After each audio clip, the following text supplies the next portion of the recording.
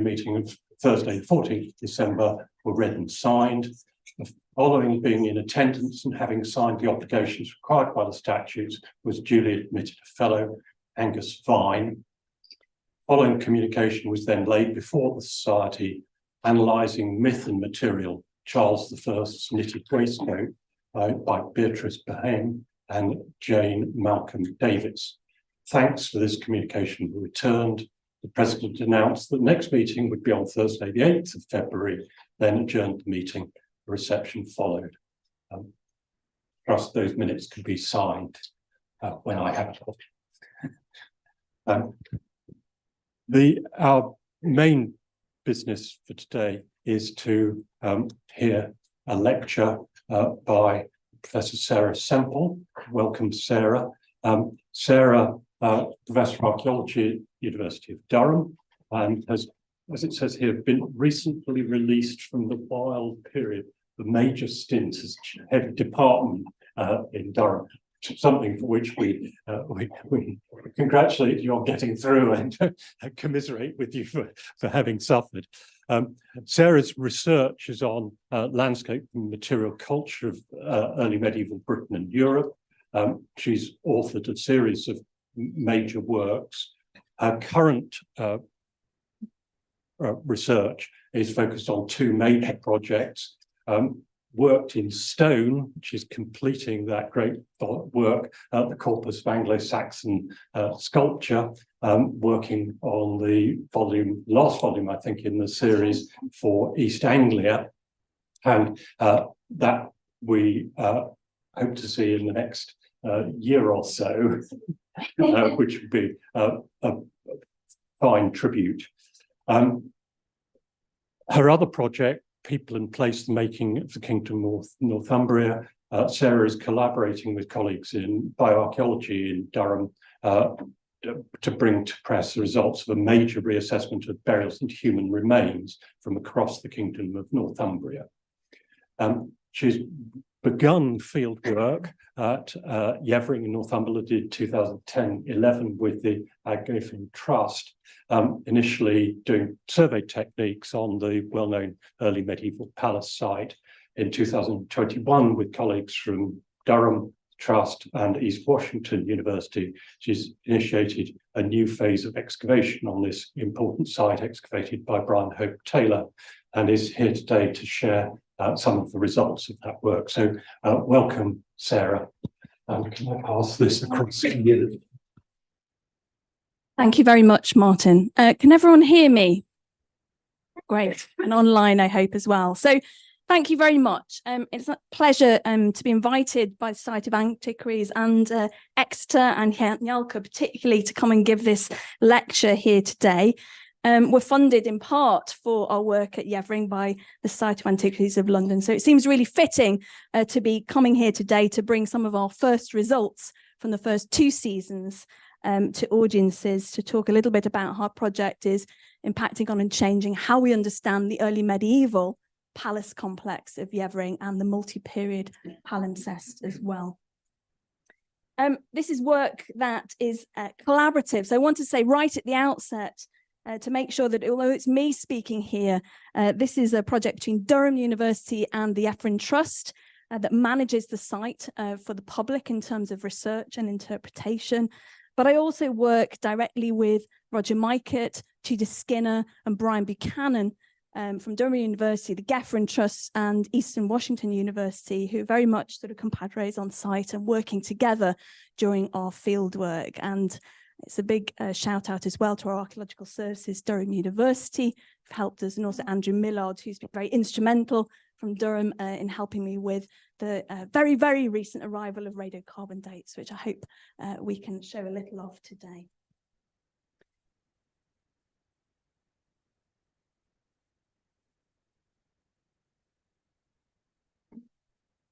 So I suppose the difficulty with the Yevering is one never knows just how much introduction it needs as a site. It's one of those classic excavations, that was published in 1977. That has cast a really long shadow over certainly early medieval archaeology, Also in terms of multi-period archaeology as well, but also because of the really sort of seminal figure or charismatic figure, almost mythical figure of Brian Hope Taylor, who's responsible, of course, for the excavations at Yevering. I can't see my notes now. So. Yes, please. Okay, just for a minute. That's great. I am going to give a little bit of a brief overview in the first 10 minutes, just for those people in the public online, those perhaps are not so familiar, but also to set in context the aims and priorities of our new seasons of work at the site and our new project, and how we've pinpointed places to excavate and why we're doing that before coming on to the results. So Yevering's well known for being discovered in 1949 by aerial reconnaissance. Archaeology of the so-called Dark Ages at the time was still in its infancy, and the era had primarily been charted through surviving or transcribed texts, laws, wills, histories, and remarkable artistic survivals, and largely through the funerary archaeology or the artifacts discovered in 18th and 19th century excavations. In 1939, Basil Brown, of course, excavated at Sutton Hoo, but the crop marks discovered in 1949 out in the Millfield Basin on this lovely sort of green terrace you can see in the top image, and the first sort of aerial shots to the right showing rectangular structures, were actually initially rather overlooked. The early medieval settlement evidence in England at the time, was fairly limited in terms of how it's charted. We had ideas of huts coming from E.T. Leeds' excavations in Oxfordshire and other sites. But Brian Hope Taylor in 1951 was the first person to really scrutinize these images and see something very important, particularly in the context of the writings of the Venerable Bede in the early 8th century, which had recorded a royal visit to Yevering by Edwin, King Edwin, and his entourage. So the knowledge that there was a documented royal palace, probably of 7th century, early 7th century date, was something he took very seriously, and he began to look particularly at these remains in that context. Bede's words from the history of the English church and people, I won't read them out here, but they are, very seminal. They talk about King Edwin's visit to Yevering or Yevering in 627 or in the early 7th century, accompanied by the missionary Paulinus and the Queen. And during this period, we're told that Paulinus did nothing but from dawn to dusk, but baptize and proclaim Christ's message. We know through this reference that at least Bede, looking back in time 100 years, was thinking of this site or a site as a royal residence. But there are the two really key elements to this text. The first, that people came from all of the countryside around and gathered, which suggests it had some importance as a location, as a place of assembly or gathering anyway. And that sort of little line at the end, which says the residence was abandoned by later kings who built another at a place called Mailman. In the same year that at the time of St. Joseph's photographs and Hope Taylor's consideration of Yevering, both of them actually had some antiquarian background or knowledge, antiquarian knowledge, that people had sort of used the place names or associated the place names of Yevering and Millfield with these historic sites of Yevering or Yevering and Mailman. And we know that actually as early as Camden, that these locations have potentially been putatively associated with that early and late palace complex. So Brian Hope Taylor in 51 approached relevant authorities to take a look at the site of Yevering or Yevering, looking at the crop marks on the plateau. But actually, events took over as the quarrying opened up or was started to advance just to the west of the site, and the site became at risk. So spurred on by those risks, and on behalf of the Ministry of Works, Brian Hope Taylor conducted excavations from 1958 through to 1962, and then on his own or under his own instruction, continued privately, from 1953 to 57, continued privately from 58 to 62. And the results were published, of course, 15 years later in a volume that's really rich with Hope Taylor's exceptional drawn plans and illustrations and sections. And the discoveries have occupied a profoundly influential place in early medieval and in prehistoric studies, telling us that the Millfield Basin, and particularly these sites, particularly at Yevering through excavation, were really evocative of this dark age or this early medieval period of halls and kings that people were beginning to characterize. So excavating on the elevated gravel terrace below the large Iron Age hill fort, capping Yevering Bell and overlooking the River Glen and floodplain to the north, Hope Taylor discovered a remarkable series of prehistoric and historic discoveries, particularly a unique series of timber-built hall structures that seem to corroborate the idea of a royal palace of early medieval date. But when excavating and producing the final publication, he continued to wrestle really with the phasing and dating of the features. And of course, we all know when we read his report, he hinges his sequence and dating, particularly on the historical accounts, the writings of Bede and other documents that talk about the battles, the gritty heroes, and the development of the Kingdom of Northumbria, and use those to guide his framework. So very, very briefly, and I don't want to sort of go over into detail, but he thought there was a British phase, a 5th and 6th century phase, phase 1, prior to accounts of the Anglo-Saxon or the early medieval complex in the late 6th and 7th century. He then saw in phase 2 a complex of buildings emerging related to cooking, living, perhaps pagan religious practice. Over to the west, the great enclosure was present in phase 2, and he sees the theatre, this remarkable sort of standing timber theatre or assembly structure appearing at that stage as well. In phase 3, Hope Taylor was comfortable integrating the central hall complex, and we can see phase 3 A and B just to the left of the slide. A major hall conjoined, two major halls conjoined by a split fenced yard, both orientated east-west in an axial arrangement, but also an alignment focus on a major Bronze Age barrow and standing post at one end and building E at the other. But it was only in phase 3C, which he associated with Edwin from 616 to 632, that he felt comfortable that the settlement was at its most developed. In this, he saw the Great Hall complex as active, the theatre, parts of the D complex, and also the Great Enclosure at its full extent. Interpreted, he felt, as some great stock enclosure, perhaps to help in the management of large herds of animal during these processes of assembling and gathering at seasonal points in time.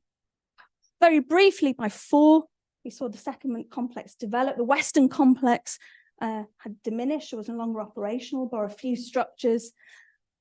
The Great Enclosure was seen to disappear and be replaced with a small rectangular structure, perhaps a church and a cemetery. And we saw a separate hall complex established in the same place, with also an axial arrangement of buildings, the C buildings, laid out, aligned to the corner of A3. And by phase 5, which is associated with Eckfrith, it was much diminished as a settlement. Even his own words, he said, so later beginning, phase 3 requires the archaeological chronology to be compressed to a disturbing degree. In Hope Taylor's phasing, with the exception of a few small post-built buildings at the beginning, he placed at pre-605 the settlement, including halls, theatre, craftworking structures, and most of the phase, the Great Enclosure, was squeezed into less than 80 years, falling between roughly 600 and 650 at its core. Now, before we briefly move on, I just need to acknowledge that although not explored in detail by Hope Taylor, there was also a rich contribution through his excavations in terms of prehistoric discoveries as well. The report and the archive make clear he made exceptional discoveries in terms of the Neolithic and Bronze Age eras, with the potential henge, of course, which was replaced with square post-built structures just to the left of the slide over here, the Bronze Age barrow that we've talked around that gave the site its axial arrangement. But also there were Neolithic deposits, potentially a ritual pit, which is associated and close to building C1, that was datable in terms of the ceramics that it contained, but also a Bronze Age cemetery as well. It's extending over quite a large area of the plateau. We also know through a return visit by Anthony Harding in the 1970s, south of the road, through the appearance of new and additional crop marks, the discovery of a henge monument to the south, which you can see there, the excavation. So not only they're extending understanding of prehistory and the Neolithic, but also through those excavations contributing information on early medieval metalworking activity as well, and telling us that that palace site extended across the road and into the south field as well. Now, although this is a sort of broad brush, it would be remiss of me, before we move on to our work on our project, not to mention that, of course, many others have looked at the Millfield Basin more broadly in terms of prehistory and the early medieval period. There's the work of Dave Passmore and Clive Waddington in the Millfield Basin, which has enriched our understanding of the Neolithic through to Bronze Age communities, with arguments that are richly charged and connected landscape. There's also the excellent work by Al Oswald, Ainsworth and Gates, looking at Iron Age Romano-British settlement and showing those sort of slopes and uplands being potentially a far more populous place, and kind of closing some of the gaps between the great hill fort of Yevering Bell and perhaps some of the lowland activity that we see. So we are working in our project within a rich context of sort of multiple work on the site and within the broader environment. Nevertheless, Hope Taylor's work remains exceptional, era-defining in methodology and results, still providing a unique view of elite and royal early kingship in the north. It's cast a long shadow, and only recently, perhaps in the last 20 years, have we seen some spectacular new projects and findings from Courtenay, Oxfordshire, for example, Limage in Kent, Criney in Scotland, and Rendlesham, which are telling us far more about that early medieval window in terms of elaborate design complexes, palaces that framed the theatres of royal power, extravagant in size and in their use of timber, yet relatively short-lived.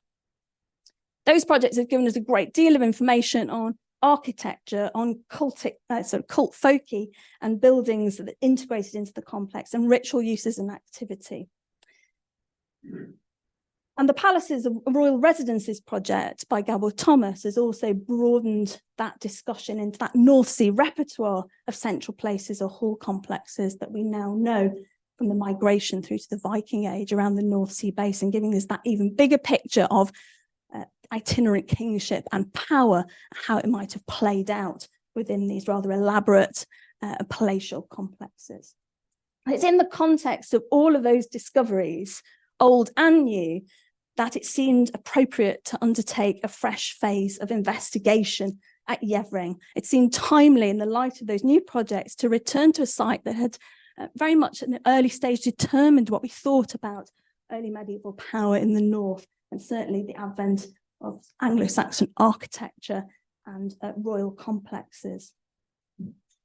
We developed this in discussion with the Yevering Trust, and actually prior to this, worked together with stakeholders in the region to create a resource assessment, first of all, and then a research agenda. So actually our project was rooted in those discussions and rooted in those two published documents.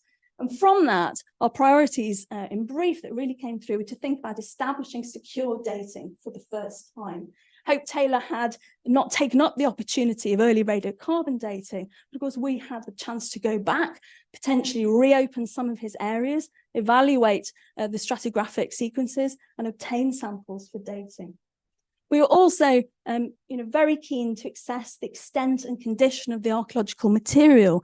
We only have the way in which Hope Taylor approached the site was through crop marks. There was a potential there to look more broadly at the plateau and think about a greater extent of activity, as the early medieval metalworking evidence had demonstrated. There's also the opportunity to look at the environmental survival and material, something that again hadn't really been possible. So to think about whether we could start to understand environmental and faunal character of activity in and around Yevering at the time. Very briefly, it's not a decision undertaken lightly. I think this is one of the most exceptional sites as an early medievalist that you come across. It has a really complex glacial geology that Hope Taylor battled. Anyone who's worked up there will tell you how challenging it is. He worked all in the winter largely because of the conditions. So we trod with some great care in developing this project. And I think there are two key principles. The first is that we were relocating Hope Taylor's trenches, therefore going in where there'd been excavations before to reevaluate sequences and date them. And from that point, extend out and open to smaller, newer areas to complement and extend knowledge and gather that new environmental and formal evidence. We started in 2021 with extended geophysical survey. We tested excavation and pilot study at the north of the plateau. And then we drew a big breath and we came back in 2023 in September and reopened Hope Taylor's Trench across the outer ditch of the Great Enclosure and did some additional sampling. And from that, we've done a new programme of carbon-14 dating. And those are the results that I want to move on to now and give you a précis of today. Just taking a tiny step back, we knew from work doing sort of pilot geophysical survey on the plateau north of the road, so on the main site of Hope Taylor's excavations, where we thought the palace complex lay, that there were potential additional structures that were visible through using radiometry, initially not very helpfully, but then resistivity. And also a student of ours, Darren Oliver, undertook some infrared photographic survey as well. And from that, very briefly, you can see there are some additional features showing up, perhaps inner ditches to the Great Enclosure, perhaps rectangular structures. We could see another sort of darker blob at the end of the kind of diagonal arrangement of buildings that run to the north of the plateau, suggesting there might be another sunken feature building there. And even perhaps down here, circular and another rectangular feature close by the quarry that hadn't been sort of tested or sampled during Hope Taylor's excavations. So we were beginning to get very clear ideas that there was a need to go back and try and understand subsurface archaeology and its complexity across the plateau in more detail. So our first stage of work was to undertake with archaeological services at Durham University rapid cart-based magnetometry across around sort of 56, 60 hectares of the site. And we were really sort of blown away because, you know, this is a very difficult geology, but it worked extremely well. And hopefully your keen eyes may begin to sort of pick out some of the structures. So just to orientate the audience, this is the North Field.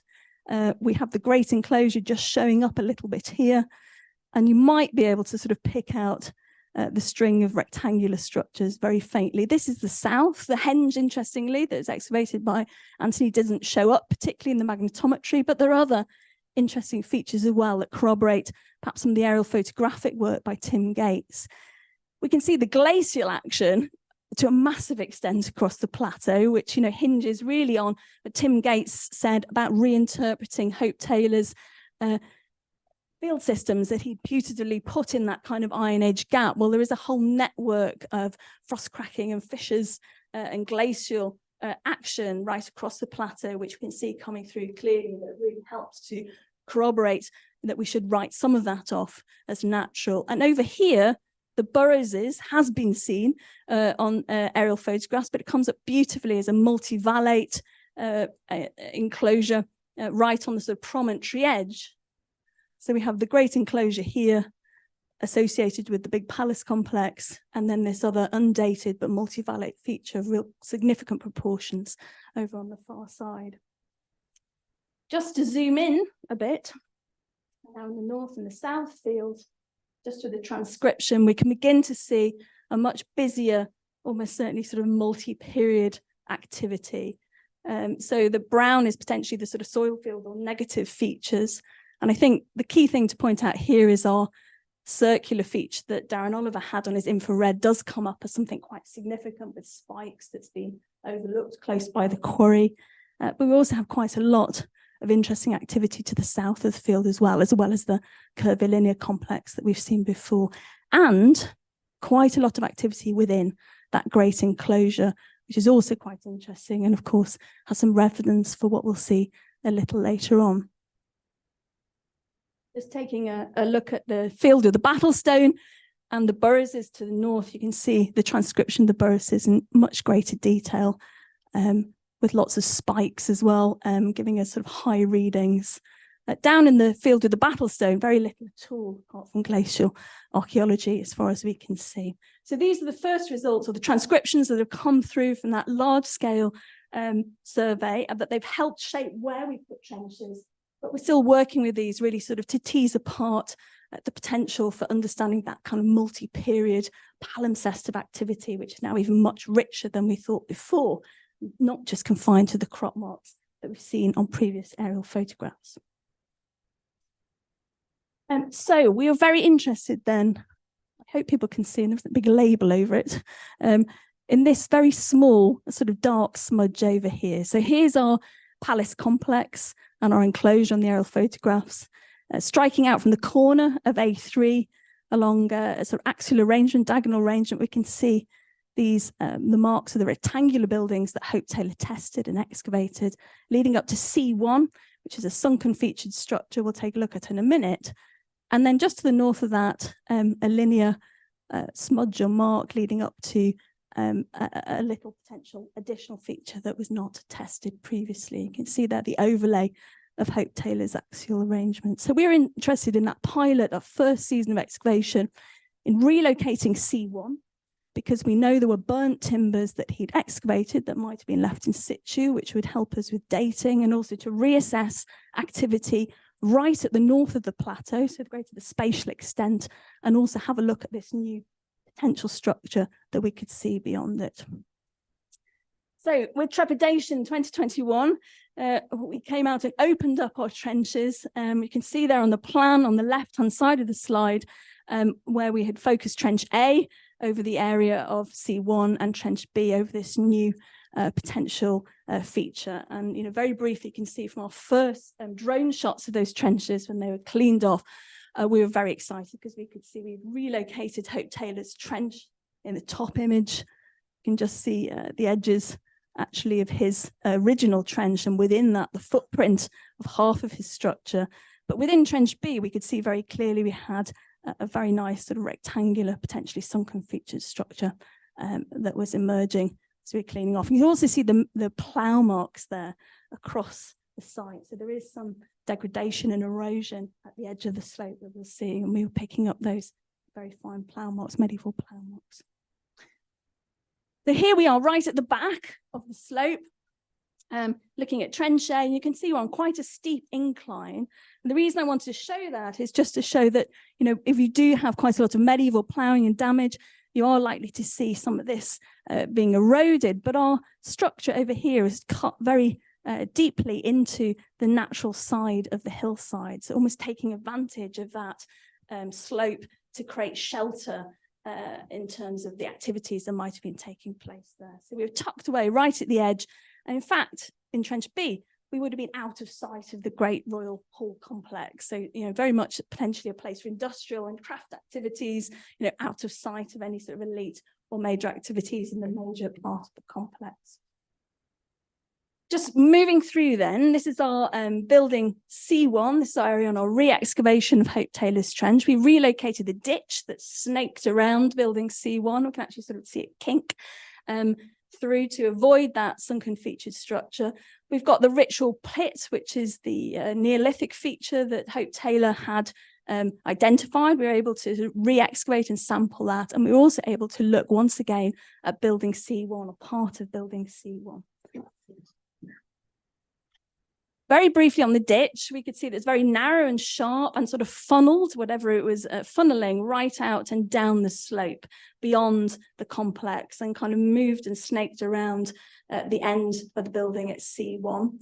It does run almost to the area that we have our second building, CO, but it peters out, and we're definitely sure we didn't see it within our trench. So that's an interesting structure that the dates are coming out, as we'll see a little later on, contemporary with the early medieval activity. But certainly in an interesting relationship between C1, which it seems to avoid, and then the later structure which it connects with. So on to the main sort of area then in terms of revisiting the early medieval activities. So this is a re-excavation of Hope Taylor's building. We can see his picture in the top right-hand corner there with in situ timbers or carbonized timbers left, giving us what looks like the edge, or the sort of paneled edge of a sunken floor that would have had kind of tent-like upper timber structure across the top. And he saw that very much as sitting on the natural ground with the large hollows you might expect with a sunken feature building in the early medieval period dug into the ground. And he felt the floor level was not suspended, it was on the floor. Imagine our sort of joy when we opened up and found the carbonised timber still in situ, almost like the pictures that Hope Taylor had left. So we're able to expose those and to excavate and to sample them. But also, really excitingly, we were able to sample the preserved floor levels underneath those timbers, which had collapsed from the sides into the bottom and sort of sealed material underneath. And from that, we were also able to get twiggy material suitable for radiocarbon dating. So Hope Taylor had very much seen this as being, you know, a standard kind of sunken feature structure that you stepped into. There were loom weights in there, one on its side on the panelling. They're very much akin to how we understand craftworking structures and sunken feature buildings for the early medieval period, associated with textile production and potentially weaving. But the work of my colleague Roger Mykett, with great insight and delicacy in excavation, has enabled quite an interesting reinterpretation of the structure from Hope Taylor's original observations. And so very briefly here, we think we can see something more akin to an example from Upton in Northamptonshire, where actually the wear on the floor that Hope Taylor recognised, the sort of upright loom weight, and where we could see a beam slot running down the side of the cut for the sunken area of the building, actually suggests there might have been benches or boxes around the outside that you might actually have sort of stepped in and had seating or boxed areas for things. In the case of Upton, there were some loom weights perhaps associated with it for storing things within the structure. So I think we can say it doesn't have a suspended floor. It is a craftworking structure. There are indications of weaving, but potentially you're stepping down into that little industrial structure right at the north side of the plateau. So on to B. Well, always daunting taking on a completely new excavation, but it has really borne fruit for us in terms of preservation. So this is somewhat plough damage. It is, sort of part of it is eroded, but it very much took advantage of that slope. And the building has been dug in very deeply with upright timbers and posts at each end, the back revetment, giving shelter to that area. I think we have a question at the moment of whether it is roofed, formally, or whether we're actually looking at a temporary covering for it. And within that structure, we've got multiple phases of activity. I wouldn't say necessarily floor levels, but surfaces associated with activity that are sealed right at the bottom. We had a fantastic sequence that was preserved, which has given us some great artifactual unorganic material. It's definitely got several phases.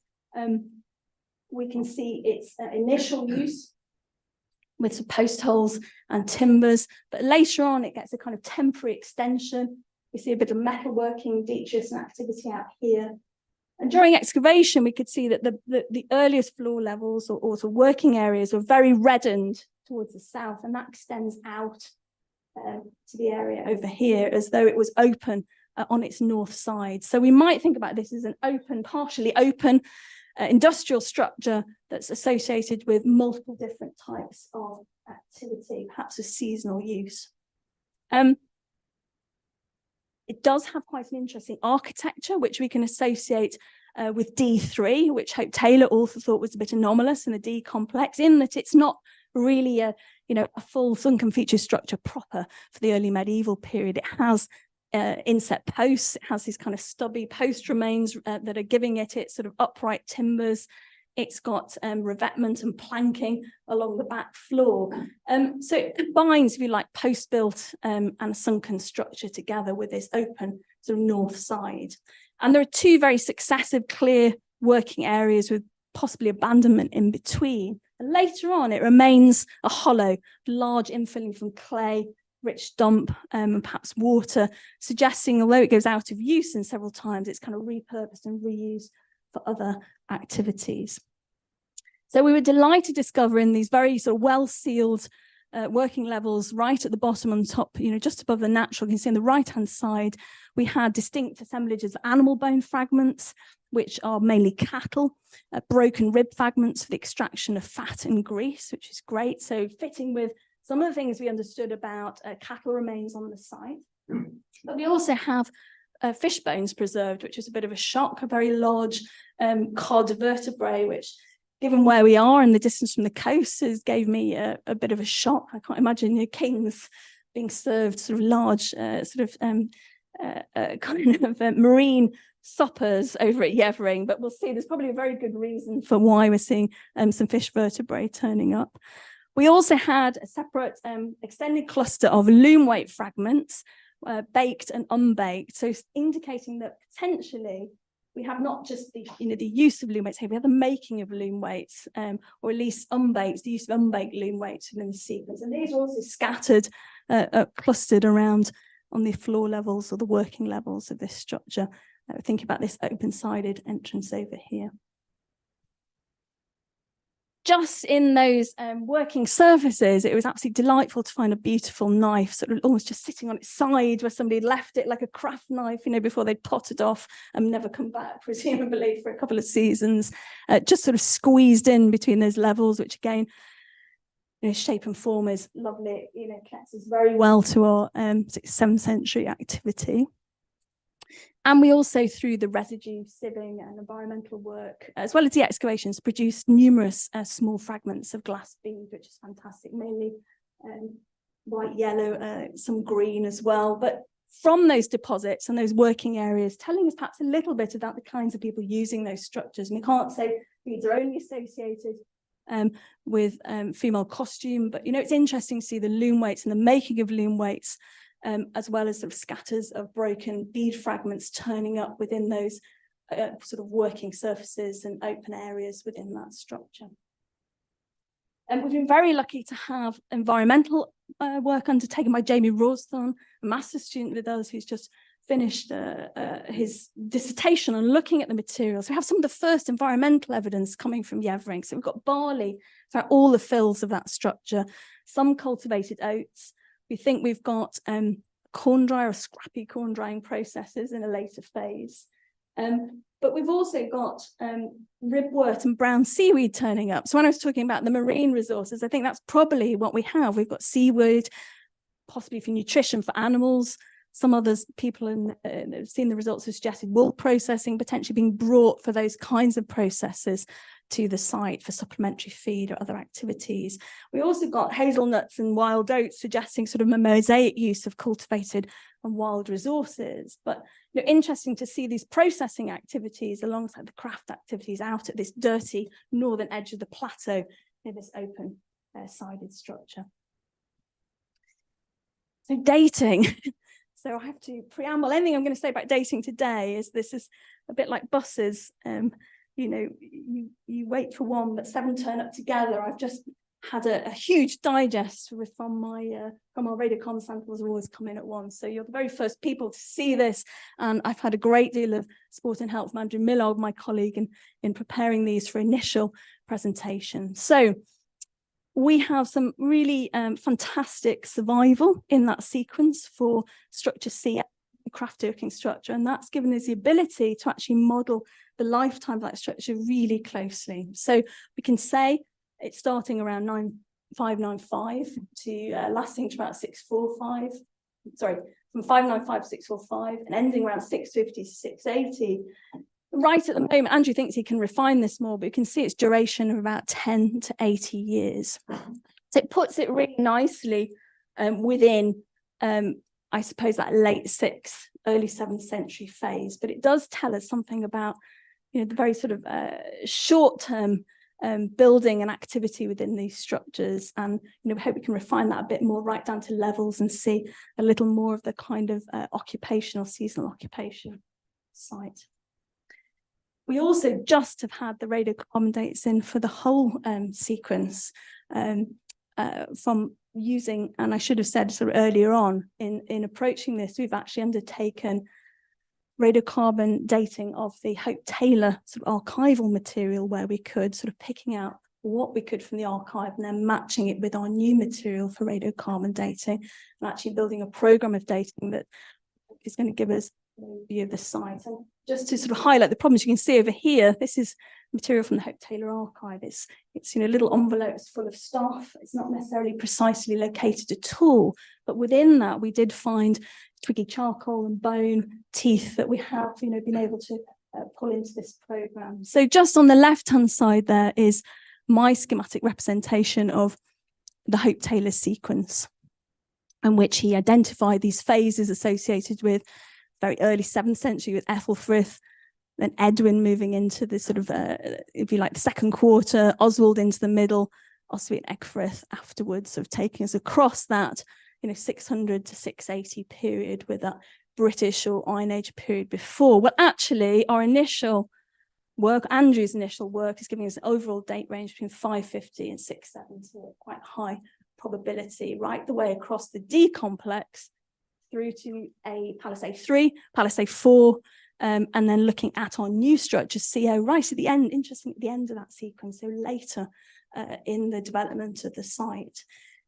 So it's too early to make definitive statements, but it's a really concentrated set of dates. It's lovely to see it, to some extent, corroborates, Hope Taylor's historical chronology, but it is pulling it apart a little bit as well at the beginning and the end. And particularly, there are some questions there about how we now revisit and think about the D complex, the C complex, and the hall structures, and begin to tease that apart. So on to 2023. Much of the, I should say, the environmental analysis in the C14 dating is coming now for 2021, but we went out in 2023 in September to keep with our priorities, to continue focusing on reassessing the sequence, obtaining datable material, extending knowledge where we could. We were guided again by the Geophysical Survey from 2021. And in this case, wrongly, we were very excited to see, which could be, sort of glacial frost wedges or cracks, but there could also have been boundaries or ditches. We were very interested in these kind of curvilinear features that looked to us initially that might be sort of hut circles, or it might be some, the lost Iron Age on the plateau. However, we'll come to what we found in a minute. But our interest was using that area here as an ability to sort of enter into the area excavated by Hope Taylor over the outer ditch of the Great Enclosure, relocate his first slot through the Great Enclosure, cut it back, identify samples for dating, check the stratigraphic profile, and then also extend out and take a look alongside the north edge of the palace complex at some of these smaller circular features that we can see here to test out if we really did have anything of an earlier, potentially Iron Age or minor British date. So we can see here the area that we were focused on.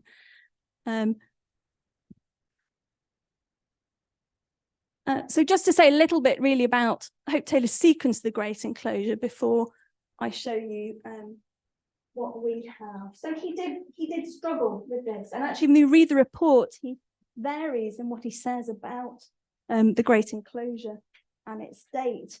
At times he talks about the Celtic field systems, which are no longer really sort of stand up, as being sort of the context of the first phase of the Great Enclosure. But at other points in his publication, he talks about really, its lifespan should be set within the very soon after the Roman Iron Age, and its final form coeval with A4. So, trying to sort of squeeze into and fit it more closely with his phases, building phases for the early medieval complex.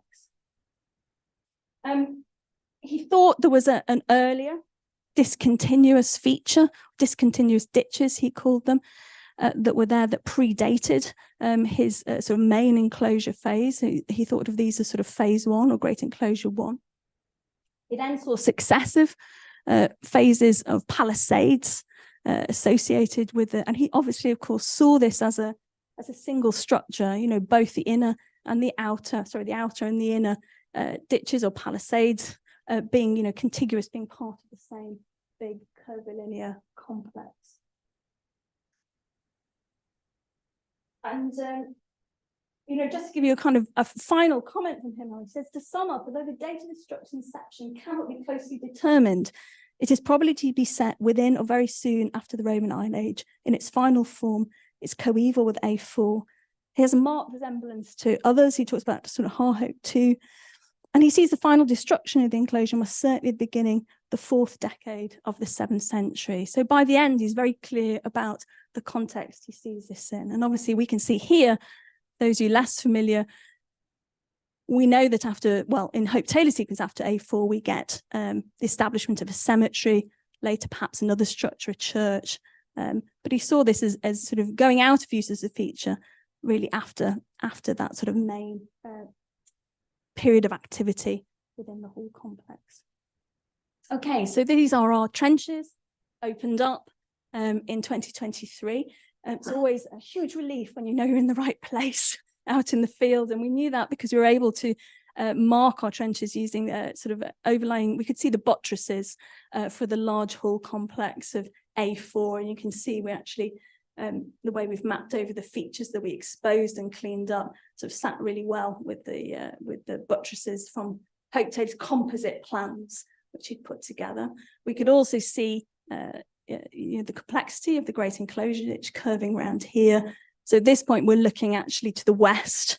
Here's the outer ditch of the great enclosure. Here's our open area we're beginning to clean that runs alongside the north of the palace complex. We're also extremely relieved to see Hope Taylor's trench. We were able to pick that out really clearly, and that gave us, the opportunity straight away to sort of open up and start looking at that outer ditch or outer palisade sequence. We also took the opportunity, supported by the scheduled monument consent, to open a new trench a little to the north, which again was not only to test out the sequence here and take dating samples, but to also give us an opportunity to understand this feature better and to understand its stratigraphic development in more detail. So the first thing that we could see straight away was what Hope Taylor called palisade slots. So he had a whole series of them marked on here, which we picked up. So FP1 running around the outer enclosure, cutting his discontinuous so earlier features, and FP2 and 3 over here, so running almost in parallel and curving round. So they're following the large palisade ditch. And of course, he saw one central large palisade as being sort of part of that, the sort of upright palisade structure as part of that outer feature of the great enclosure. So we were glad we could see those features straight away and begin to test them out. Well, this is Hope Taylor's section through his in his trench from the great enclosure. You can see very clearly he definitely saw earlier features there. He saw a ditch that was cut through 2 potentially sort of earlier lobes or features, and in that he argued for evidence for a large timber upright supporting these kind of upright sort of timber fence or palisades embedded within that ditch. So not an open ditch, but a large feature cut to support an upright circuit of defensive timber fences. This is our clean back of Hope Taylor's, this is our section, the northern side, and it's something that's reflected right through the section through Hope Taylor's trench as well. So you can see that we weren't getting anything that really corroborated that. We were getting a lovely V-shaped cut. It does cut other less distinct features that must predate it, but it had 2 phases, and it had also rapidly filled up in its first phase. It had been recut and had some really kind of quite homogeneous big dumps of material in its second phase. And then right up at the top, we had the lovely sort of charcoal rich cuts for these long fence or palisade slots, and numerous of those sort of intercutting aligned with some of the sort of linear features that we've seen. So Dimitri sort of puts into question, we're missing an image there. So our results immediately put into question some of the, the relationships between the hall complex and the ditch complex, because we could see that there was a complex sequence of events that weren't necessarily perhaps related to Hope Taylor's sequence. And we were also, beginning to question whether FP2 and FP3 were actually associated with them. So these sort of freestanding, or these free slots over here might well, we thought, be associated perhaps with some timber revetments, like an internal bank with an external ditch. And actually that's what we might see sort of relating to that outer ditch, if we can call it that, at outer palisade with the great enclosure. That had then taken some time to fill up, but some of it was quite rapid. There was then a sequence of sort of fences built on top, but it's certainly very different to what we expected. So then imagine our surprise when we suddenly realised we had a very different relationship to Palace 5. So not to rehearse it in too much detail, but Hope Taylor puts a lot of emphasis on Palisade 5. It's here, so it's related to the early medieval complex. This is Palisade 3, so timber outer fence for the hall complex, and Palisade 5 he associated with Edwin's Great Hall, A4, actually forming a kind of fenced yard that came out and turned in.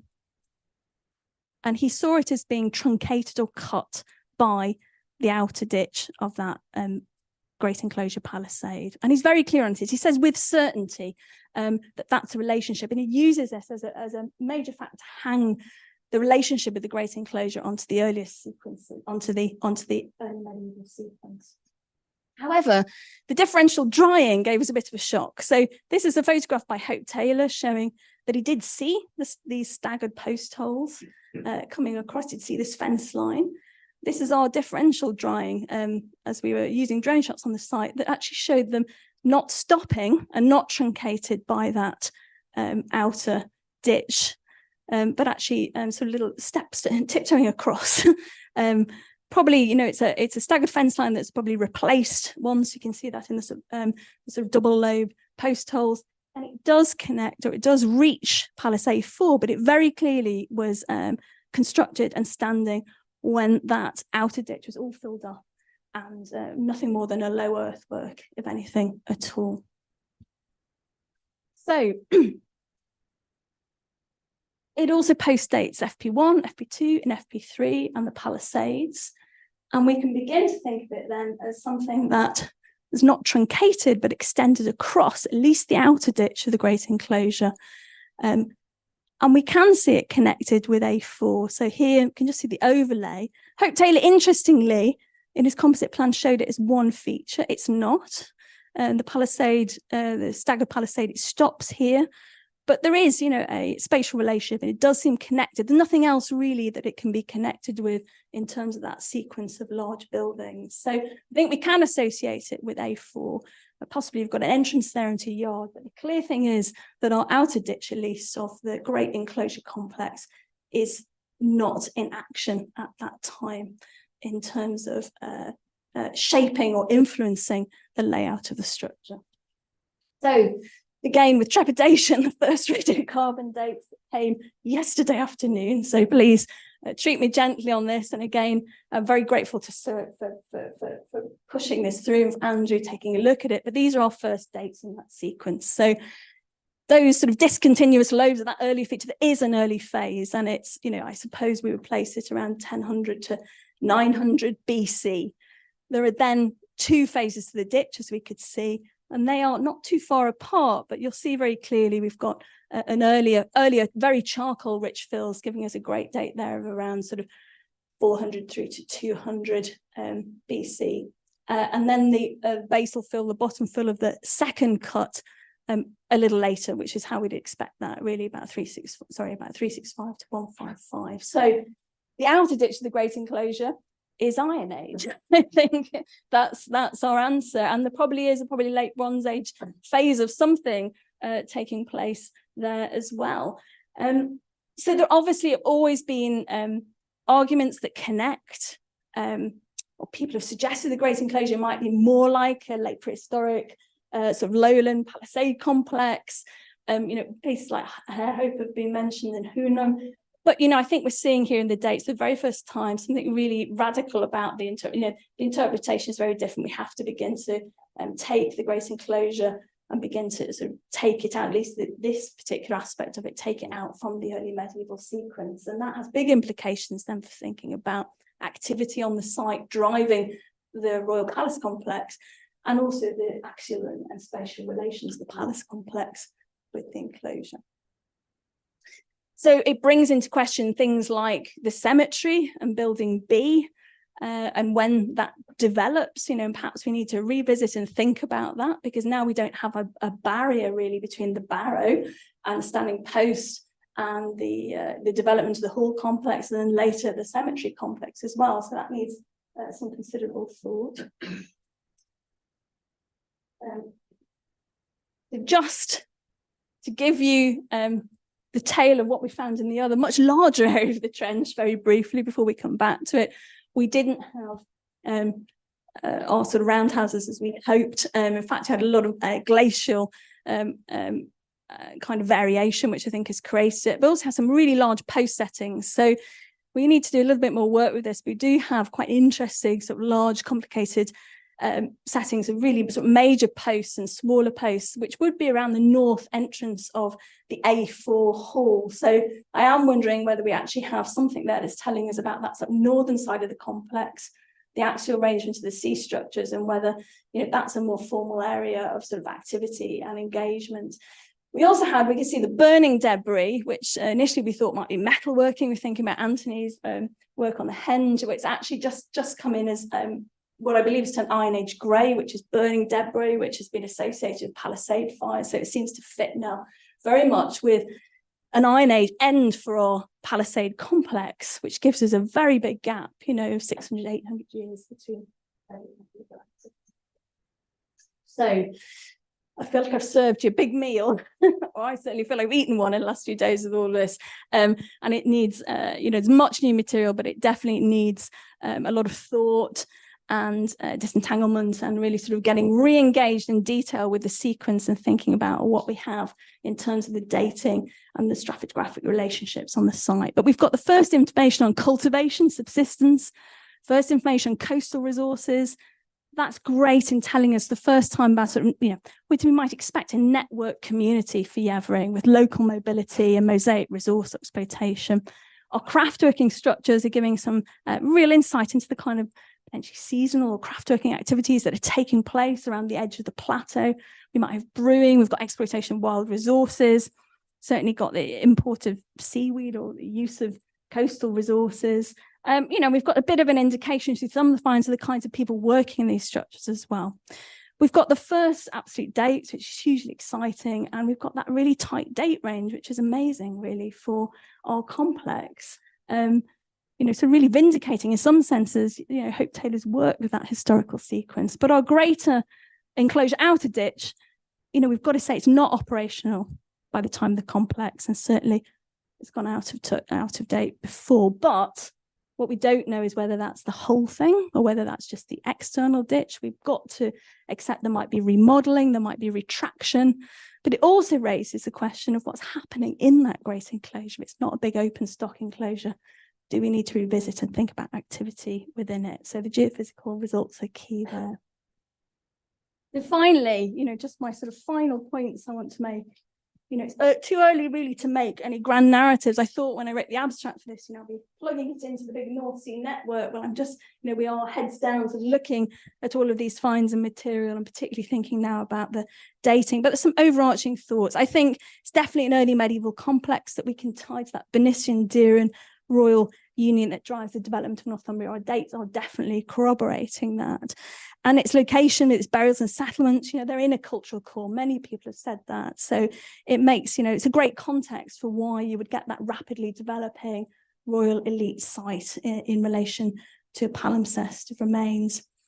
We've got some great environmental evidence, which we can begin to think about that sort of exploitation of resources that underpin the growth of that territory. But we might need to question that big sort of headline of cattle and stock management as a major aspect to Yeavering, or think about it in a different way if the great enclosure is not operating as we think. And finally, I think, Hope Taylor held enormous mythological power in terms of how he calculated his chronology for Yeavering based on the historical accounts, so much so that I think we all really never felt able perhaps to question it as much as we should. But we can now do that. And I think it's probably less surprising to an awful lot of people that the great enclosure is not perhaps active and part of the early medieval complex, because there are antecedents out there for those big Palisade, Lowland, Middle Iron Age, Late Iron Age complexes that we can now begin to look at. And finally, I think we also should give a word to Bede, because we often dismiss Bede and his historical accounts. Well, our dates, show that, again, his oral reminiscences and the memories he gathered maybe have a bit more accuracy than perhaps, we've given credit to before. And, he's actually given us something around sort of dates and chronology, which does largely bear out to our new scientific dating. So a big thank you to everyone who's been involved. I've listed everyone there, particularly to Andrew Millard and the Oxford Lab and Stuart for those work on those late dates, and to all of our team that have been out there, and particularly to my collaborators as well, Tudor, Roger and Brian. This is a team project, so it's very much me speaking, but everyone's thoughts that are feeding into these new results. Thank you.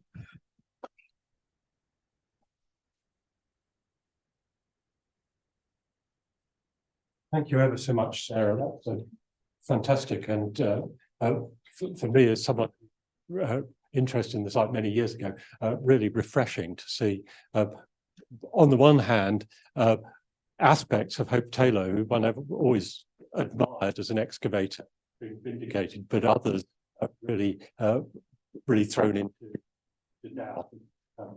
It's fantastic to hear more about this. We've got time for a few questions. If any, can you speak into the mic? It's really only a small point, but I was thinking about the sunken building where you found the loom weights. Is it not a bit strange to be perhaps doing weaving in a sunken building, in as much as weaving needs a lot of light?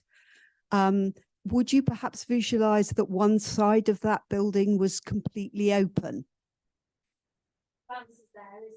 We do have other excavating examples of lots of loom weights and stitches, led people to think that people are using looms in them. Sorry. And so, we've got other excavated examples which kind of vindicate the presence or use of looms in those structures.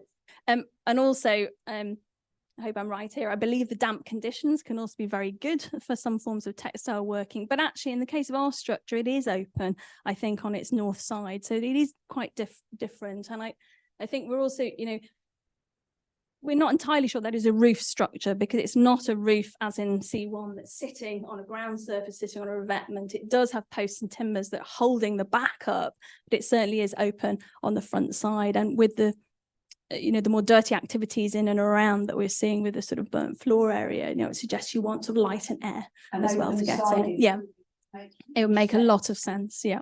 Super, thank We've got an online question. Thanks for a fascinating talk. A small thing in the context of your work. Do you have any data or ideas on the source of the clay used for the loom weights?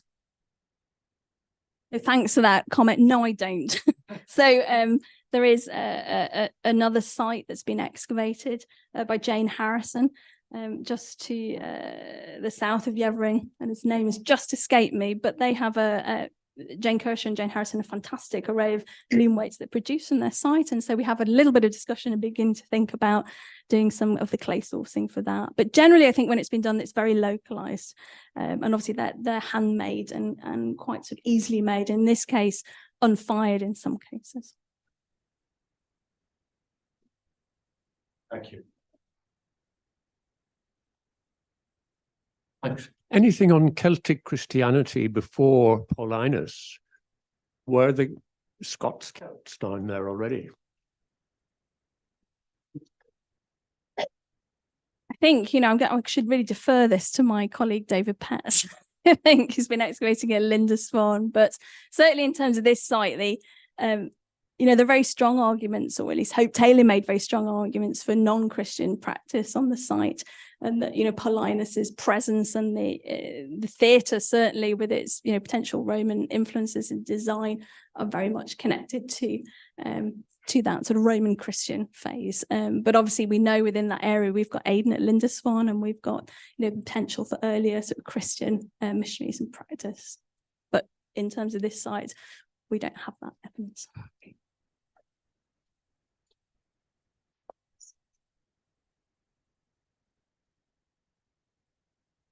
Your date for the Great Enclosure Ditch is obviously extremely interesting and does rather do violence to some of Hope Taylor's phasing. You described it as obviously not operational by the time of the other activity, but do you suppose it was perceptible in the landscape and conditioned the arrival of everything else there? Sarah, can we take this second question from here? Send to answer, so let me write it back towards. My question was, Hope Taylor, you said he declined the use of carbon dating, and I just wondered if you knew why that was.